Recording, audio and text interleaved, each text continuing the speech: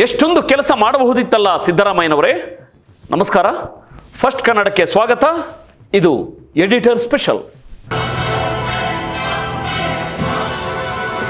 Friends, Karnataka ರಾಜಕಾರಣದಲ್ಲಿ 2026ರ ಮೇ ತಿಂಗಳು ಒಂದು ಐತಿಹಾಸಿಕ ಮತ್ತು ಅಷ್ಟೇ ಸಂಕೀರ್ಣವಾದ ಘಟ್ಟವನ್ನು ತಲುಪಿತ್ತು. ಒಂದೆಡೆ ದೀರ್ಘಕಾಲದ ಮುಖ್ಯಮಂತ್ರಿ ಸಿದ್ದರಾಮಯ್ಯನವರ ದಿಢೀರ್ ನಿರ್ಗಮನ, ಮತ್ತೊಂದೆಡೆ ದಶಕಗಳಿಂದ ಧೂಳು ಹಿಡಿಯುತ್ತಿದ್ದ ಜಾತಿ ಗಣತಿ ವರದಿಯ ಸ್ಫೋಟಕ ಸಲ್ಲಿಕೆ. ಇದರ ಜೊತೆಗೆ SC/ST ಮೀಸಲಾತಿಯಲ್ಲಿ ಆಮೂಲಾಗ್ರ ಬದಲಾವಣೆಗಳು ಮತ್ತು ವಿವಾದಾತ್ಮಕ ಕ್ರಿಮಿನಲ್ ಪ್ರಕರಣಗಳ ಸಗಟು ವಾಪಸಾತಿ. ಸಿದ್ದರಾಮಯ್ಯ ಇಲ್ದಿದ್ರೆ ಕಾಂಗ್ರೆಸ್ ಮಕಾಡೆ ಮಲಗೋದೆ. ಅದೂ ಅಲ್ಲದೆ ಮಾಡಲು ಬಹಳಷ್ಟು ಕೆಲಸಗಳಿದ್ರೂ ಕೋಮುವಾದಿ ಪತ್ರಕರ್ತನೊಂದಿಗೆ ಏಕಾಂತದಲ್ಲಿ ಕುಳಿತ ಸಿದ್ದರಾಮಯ್ಯನವರ ನಡೆ, ಇದೆಲ್ಲವೂ ಕೇವಲ ರಾಜಕೀಯವೇ ಅಥವಾ ಇದರ ಹಿಂದೆ ಸಿದ್ದರಾಮಯ್ಯನವರ ವೋಟ್ ಬ್ಯಾಂಕ್ ಮತ್ತು ಆಡಳಿತಾತ್ಮಕ ಲೆಕ್ಕಾಚಾರಗಳಿವೆಯೇ? ಇಂದಿನ ಈ ಎಪಿಸೋಡ್ನಲ್ಲಿ ಯಾವುದೇ ಮುಚ್ಚುಮರೆ ಇಲ್ಲದೆ ಪ್ರತಿಯೊಂದು ಅಂಶವನ್ನು ವಿಶ್ಲೇಷಿಸೋಣ. ಬನ್ನಿ ಶುರು ಮಾಡೋಣ. ನಮ್ಮ ಮೊದಲ ಚಾಪ್ಟರ್ ನಾಯಕತ್ವದ ಹಸ್ತಾಂತರ. ಮೇ 28, 2026ರಂದು ಕರ್ನಾಟಕದ ಮುಖ್ಯಮಂತ್ರಿ ಸಿದ್ದರಾಮಯ್ಯ ಅವರು ತಮ್ಮ ಸ್ಥಾನಕ್ಕೆ ಅಧಿಕೃತವಾಗಿ ರಾಜೀನಾಮೆ ನೀಡಿದರು. ಇದು 2023ರ ವಿಧಾನಸಭಾ ಚುನಾವಣೆಯಲ್ಲಿ ಕಾಂಗ್ರೆಸ್ ಭಾರೀ ಬಹುಮತದೊಂದಿಗೆ ಅಧಿಕಾರಕ್ಕೆ ಬಂದಾಗ ಮಾಡಿಕೊಳ್ಳಲಾಗಿದ್ದ ಆಂತರಿಕ ಪವರ್ ಶೇರಿಂಗ್ ಒಪ್ಪಂದದ ಭಾಗವಾಗಿದೆ ಅನ್ನೋದು ಈಗ ಜಗಜ್ಜಾಹೀರಾಗಿದೆ. ರಾಜೀನಾಮೆ ನೀಡಿದ ನಂತರ ಮಾತನಾಡಿದ ಸಿದ್ದರಾಮಯ್ಯನವರು ಒಂದು ಅಚ್ಚರಿಯ ವಿಷಯ ಬಿಚ್ಚಿಟ್ರು. ಕಾಂಗ್ರೆಸ್ ಹೈಕಮಾಂಡ್ ಅವರಿಗೆ ರಾಜ್ಯಸಭಾ ಸ್ಥಾನವನ್ನು ಆಫರ್ ಮಾಡಿತ್ತು. ಆದರೆ ಅವರು ಅದನ್ನು ನಯವಾಗಿ ತಿರಸ್ಕರಿಸಿದ್ರಂತೆ. ಶಾಸಕನಾಗಿ ನನಗೆ ಇನ್ನೂ 2 ವರ್ಷಗಳ ಕಾಲಾವಕಾಶವಿದ್ದು ರಾಜ್ಯ ರಾಜಕಾರಣದಲ್ಲಿಯೇ ಸಕ್ರಿಯವಾಗಿ ಉಳಿತೇನೆ, ನನಗೆ ರಾಷ್ಟ್ರೀಯ ರಾಜಕಾರಣದಲ್ಲಿ ಆಸಕ್ತಿ ಇಲ್ಲ ಅಂತ ಹೇಳಿದ್ರಂತೆ ಸಿದ್ದರಾಮಯ್ಯನವರು. 1980ರ ದಶಕದಿಂದಲೂ ಕರ್ನಾಟಕ ರಾಜಕಾರಣದ ಕೇಂದ್ರ ಬಿಂದುವಾಗಿರುವ ಸಿದ್ದರಾಮಯ್ಯ ಅಹಿಂದ ವರ್ಗಗಳ ಪ್ರಶ್ನಾತೀತ ನಾಯಕ ಅಂತಲೇ ಬಿಂಬಿಸಿಕೊಂಡು ಬಂದಿದ್ದಾರೆ. ಆದರೆ ಆಂತರಿಕವಾಗಿ ಅವರೊಬ್ಬ ಒಂದು ಜಾತಿಗೆ ಸೀಮಿತವಾಗಿದ್ದ ನಾಯಕ ಅಂತ ರಾಜಕೀಯದ ಪಡಶಾಲೆಯಲ್ಲಿ ಕೇಳಿಬರುತ್ತಿರುವ ಮಾತುಗಳನ್ನು ಅಲ್ಲಗಳೆಯಲು ಆಗೋದೇ ಇಲ್ಲ.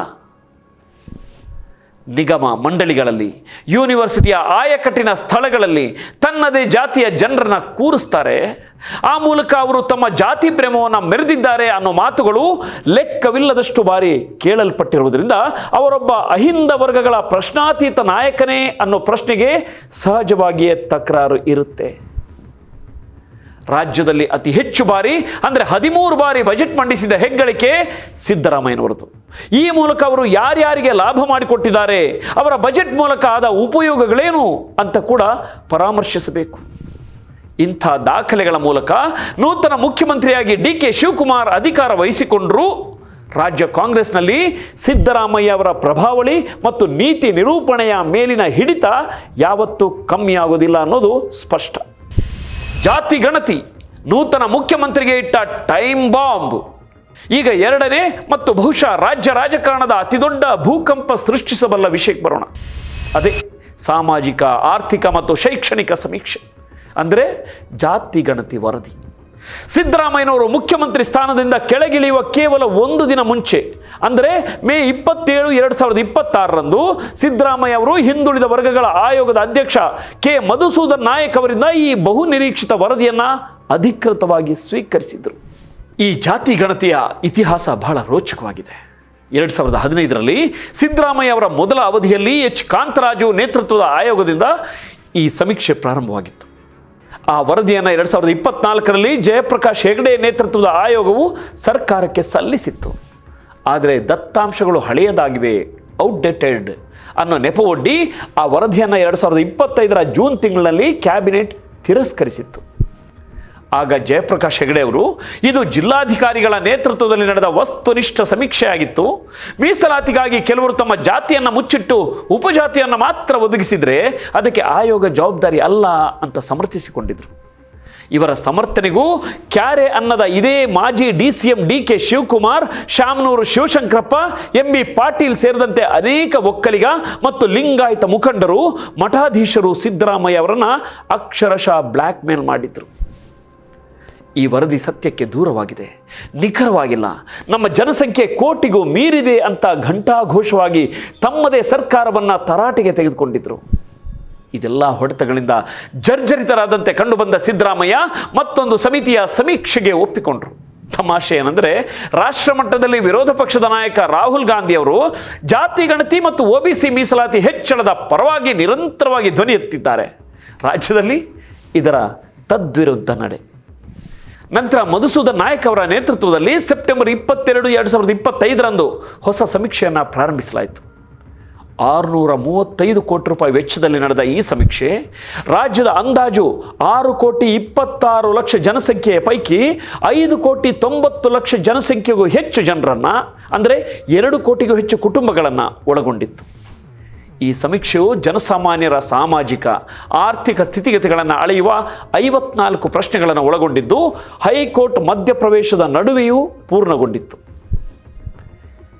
2 ಮೊಹರು ಮಾಡಿದ ಲಕೋಟೆಗಳಲ್ಲಿ ಸಲ್ಲಿಕೆಯಾಗಿರುವ 300ಕ್ಕೂ ಹೆಚ್ಚು ಪುಟಗಳನ್ನು ಹೊಂದಿರುವ ಈ ವರದಿಯು ಮೀಸಲಾತಿ ವ್ಯವಸ್ಥೆಯಲ್ಲಿ ಆಮೂಲಾಗ್ರ ಬದಲಾವಣೆಗಳನ್ನು ಶಿಫಾರಸು ಮಾಡಿದೆ.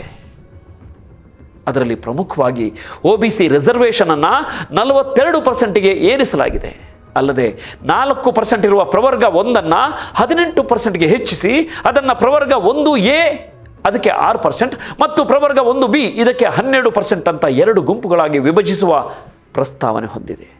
ಜೊತೆಗೆ ಪ್ರವರ್ಗ 2 ಮತ್ತು 3ರ ಅಡಿಯಲ್ಲಿರುವ ಜಾತಿಗಳನ್ನು ವೃತ್ತಿ ಮತ್ತು ಸಾಮಾಜಿಕ ಸ್ಥಿತಿಗತಿಗಳ ಆಧಾರದ ಮೇಲೆ 3 ಹೊಸ ಗುಂಪುಗಳಾಗಿ ಮರು ವರ್ಗೀಕರಣ ಮಾಡಲು ಸೂಚಿಸಿದೆ ಎನ್ನಲಾಗಿದೆ.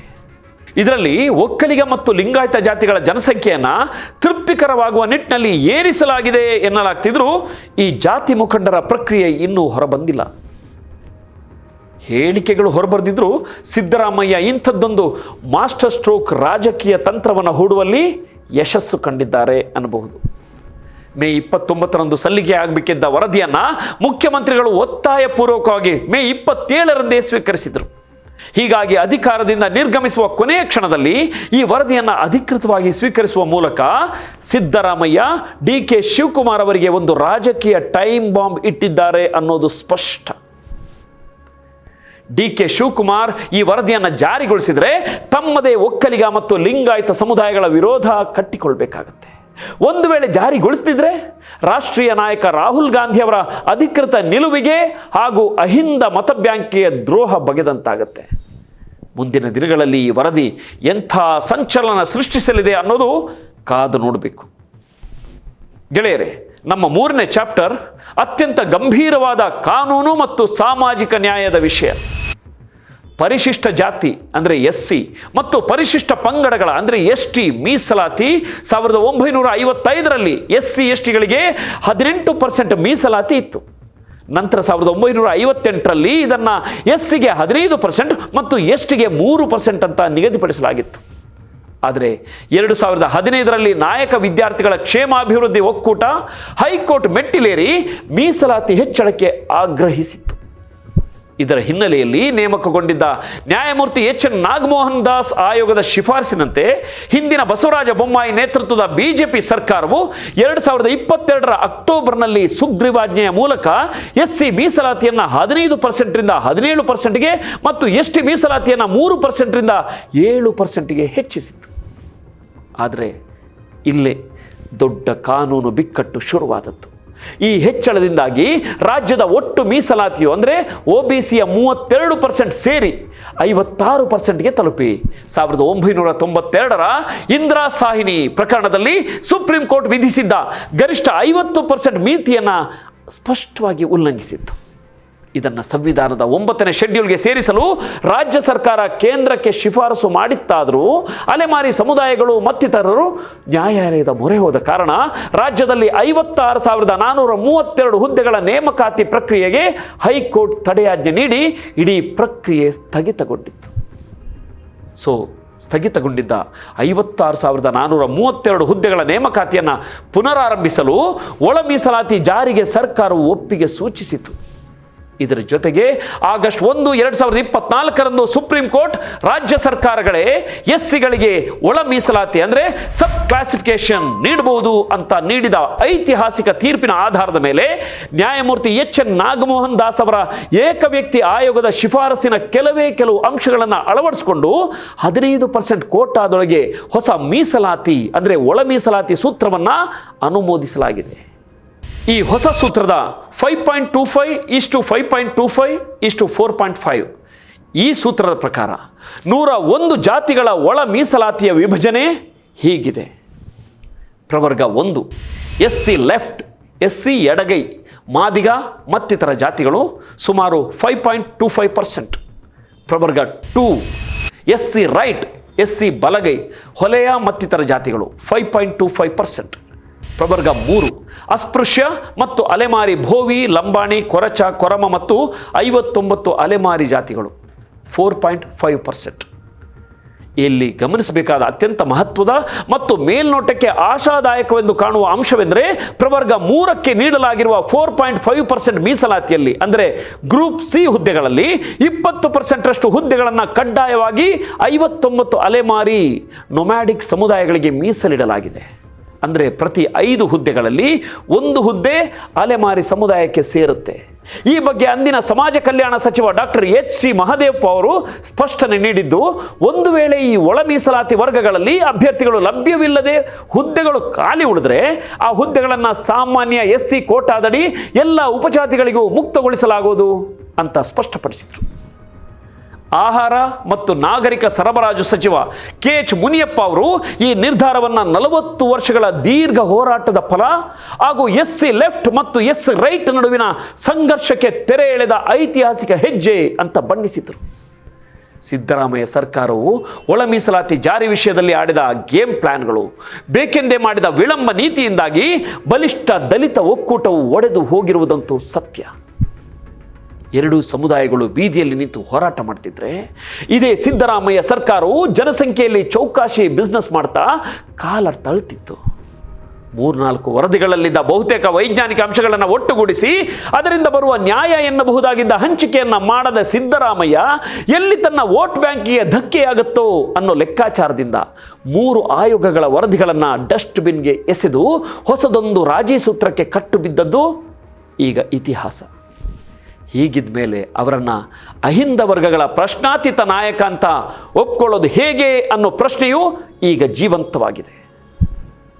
ಅದು ಅಲ್ಲದೆ ಅತಿ ಹೆಚ್ಚು ವಂಚಿತರಾಗಿರುವ ಅಲೆಮಾರಿ ಸಮುದಾಯಗಳಿಗೆ ನಿರ್ದಿಷ್ಟವಾದ ಹಂಚಿಕೆ ಮಾಡದೆ ಅವರನ್ನು ಮತ್ತು ತಬ್ಬಲಿಗಳನ್ನಾಗಿ ಮಾಡಿ ಹೋಗ್ಬಿಟ್ರು ಇವರು.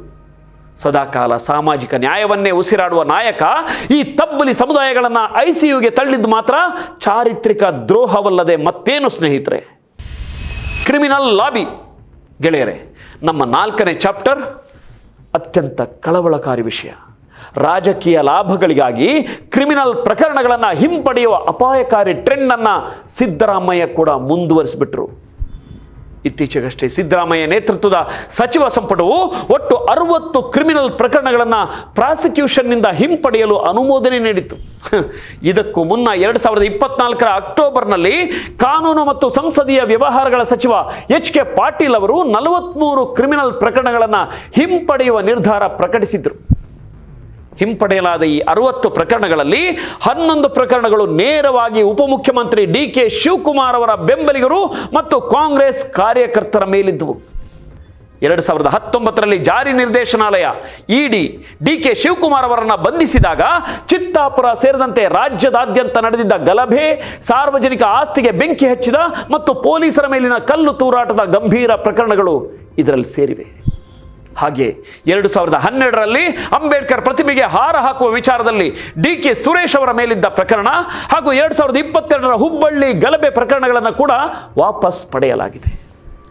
ಇಲ್ಲಿ ನಿಜಕ್ಕೂ ಆಘಾತಕಾರಿ ಸಂಗತಿ ಅಂದರೆ ಪೊಲೀಸ್ ಇಲಾಖೆ, ಪ್ರಾಸಿಕ್ಯೂಷನ್ ಮತ್ತು ಕಾನೂನು ಇಲಾಖೆಯು ಈ ಪ್ರಕರಣಗಳನ್ನು ಹಿಂಪಡೆಯದಂತೆ ಲಿಖಿತವಾಗಿ ಸಲಹೆ ನೀಡಿದ್ರು. ಸಾರ್ವಜನಿಕ ಹಿತಾಸಕ್ತಿಗೆ ವಿರುದ್ಧವಾಗಿ ಕ್ಯಾಬಿನೆಟ್ ಈ ನಿರ್ಧಾರ ಕೈಗೊಂಡಿತ್ತು. ಆದರೆ ಸ್ನೇಹಿತರೆ, ಈ ಕಥೆ ಕೇವಲ ಪ್ರಸ್ತುತ ಸರ್ಕಾರಕ್ಕೆ ಸಂಬಂಧಿಸಿದವರಿಗೆ ಮಾತ್ರ ಸೀಮಿತವಾಗಿಲ್ಲ. ಅದರಲ್ಲಿ 182 ಪ್ರಕರಣಗಳು ದ್ವೇಷ ಭಾಷಣ, ಗೋರಕ್ಷಕರ ದಾಳಿ ಮತ್ತು ಕೋಮು ಗಲಭೆಗಳಿಗೆ ಸಂಬಂಧಿಸಿದ್ದವು. ಹಿಂದೂ ಜಾಗರಣ ವೇದಿಕೆ, ಶ್ರೀರಾಮ ಸೇನೆ ಮುಖಂಡ ಸಿದ್ಧಲಿಂಗ ಸ್ವಾಮಿಯವರ ಮೇಲಿದ್ದ ಪ್ರಕರಣಗಳನ್ನು ಸಹ ಅಂದು ರದ್ದುಪಡಿಸಲಾಗಿತ್ತು.